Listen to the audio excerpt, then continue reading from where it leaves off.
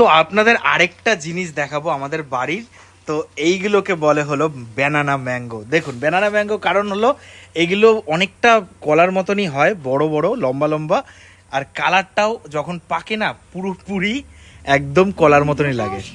এটা কিন্তু আর কদিন বাদে সেই লাগবে। দেখা কালারটা, দেখা কালারটা, দেখা অনেকটা মানে লম্বাটা কতটা দেখা, দেখেছেন? পাকবে না তখন যা লাগবে না, পুরো হলুদ কালার হয়ে যাবে, তখন একবার আপনাদের সাথে শেয়ার করবো যে কেমন লাগে। কতগুলো আছে দেখা তো, এই দেখুন, এই দেখুন, এই একটা, এখানে রয়েছে আরো দুটো, তিনটে, চারটে, পাঁচটা, ছটা মতন আছে গাইস।